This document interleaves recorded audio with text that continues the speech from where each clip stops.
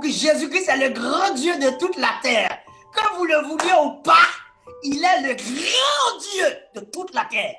À qui il veut l'entendre, à qui il veut le croire, il est le grand Dieu de toute la terre. C'est lui, l'ancien des jours.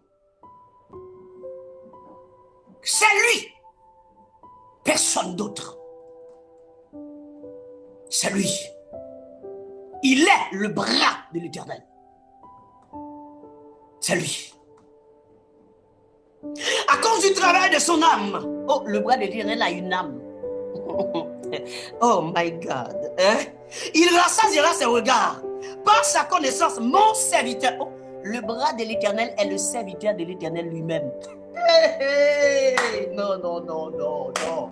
Non, non, non, non. Le bras de l'Éternel, hein? Le bras de l'Éternel est le serviteur de l'Éternel lui-même. A dit, son bras est son serviteur. Hein? A dit, mon bras est mon serviteur. Hein? Mon bras. Non seulement le bras de l'Éternel a des mains, mais le bras de l'Éternel est le serviteur de l'Éternel. Le bras de l'Éternel est un homme. Le bras de l'Éternel est une plante. Le bras de l'Éternel est un agneau. Le bras de l'Éternel est une brebis. Le bras de l'Éternel est un serviteur. Ah oui. Le bras, c'est le bras de l'Éternel qui est tout ça. Le bras de l'Éternel, c'est ça. Hein? C'est le bras de l'Éternel.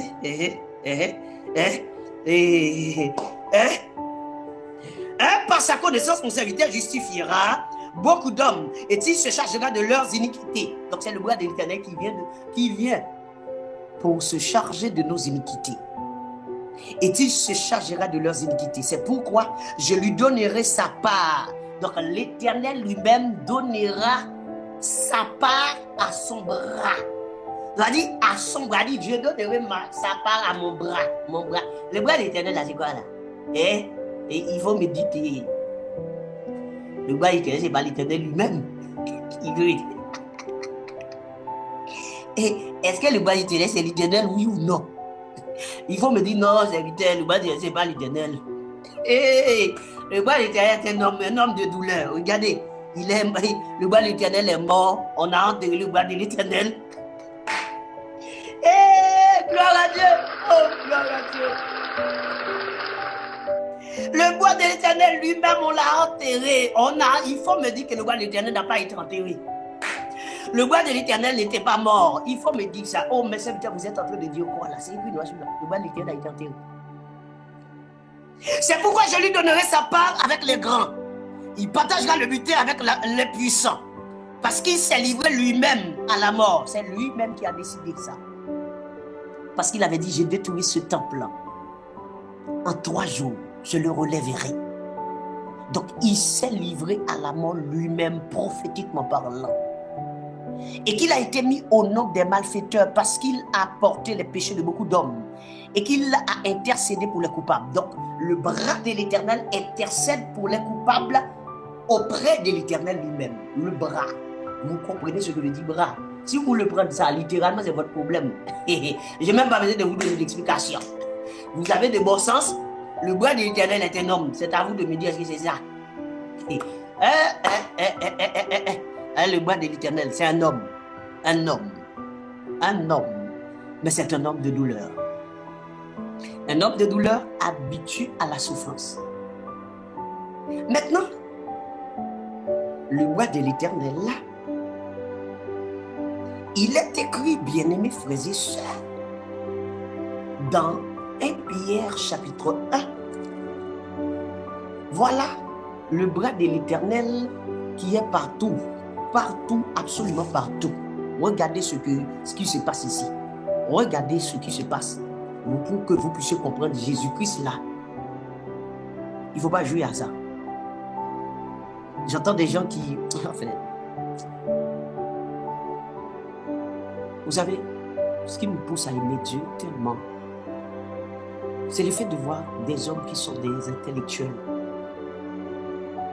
Lorsqu'ils parlent de Jésus-Christ, lorsqu'ils parlent de la Bible, ils sont devenus Alzheimer, anencéphales, des sophistes. Et c'est terrible. Et même dans la logique même, ils ne peuvent pas combattre l'excellence de la connaissance. Parce que l'excellence de la connaissance est au-dessus de toute connaissance, de tout savoir. Cela dépasse tout entendement. Et quand je vois ça, des fois je regarde ces hommes, j'écoute ces hommes, je réfléchis, je dis mais franchement, franchement, franchement, franchement.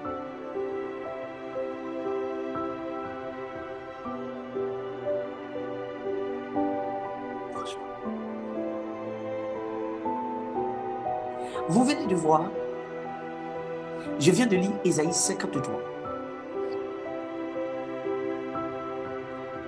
Qui a été crucifié? Le bras de l'Éternel. Regardez Ésaïe 53. Hein? Qui a été crucifié? Le bras de l'Éternel. Est-ce que vous comprenez ce que je viens de lire avec vous là? Non, regardez Ésaïe 53, reprenez votre Bible, regardez bien, lisez, prenez le temps de regarder. On a crucifié qui? Le bras de l'Éternel. Le bras de l'Éternel, c'est l'Éternel ou ce n'est pas l'Éternel? Il faut oser me dire que ce n'est pas l'Éternel. Osez me dire que ce n'est pas l'Éternel, le bras de l'Éternel. Osez me dire que ce n'est pas lui.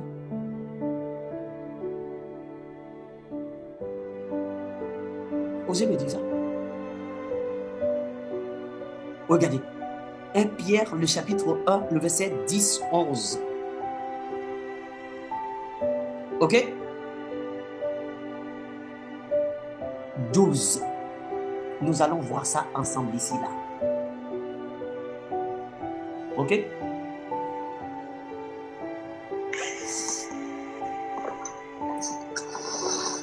Ouais, shalom le pasteur. Comment ça va, Itachi? Ouais, ça va et vous? Avec Jésus, tout va bien. Ça fait longtemps, on ne voit plus là. Faites plus de l'aide. Mon gagne-pain, c'est pas sur TikTok. Ah, ok, j'ai compris. Pasteur, est-ce que quelqu'un qui fait de toi un menteur, c'est un menteur? C'est ma question. Et c'est quelqu'un qui fait de toi un menteur, c'est un menteur? Oui, je sais pas. Ça dépend pourquoi il a fait de toi un menteur. Ouais, mais dans tous les cas, s'il fait de toi un menteur, est-ce qu'il est menteur? Cela dépend. Est-ce qu'il a raison ou pas? Ça dépend. Est-ce qu'il a raison ou pas? Est-ce que ce qu'il dit, ce qu'il rapporte comme argument, s'avère la vérité ou pas? Oui, je suis d'accord, mais est-ce que ça fait de... Ça fait de toi... Ça dépend. Ça dépend. Non, c'est pas une réponse, c'est pas... Est-ce qu'il y a quelqu'un qui fait de toi... Mon ami, vous êtes en train de raisonner, d'opiner. Moi, je vous donne mon opinion. Et je n'attends pas que vous soyez d'accord ou pas, que ce soit dans la Bible ou par mon opinion propre. Vous êtes en train d'opiner, vous m'avez posé une question par une opinion, ce que vous pensez, je vous donne ce que moi je vous réponds parce que je pense, ce que je sais. D'accord. Si vous allez prendre un exemple,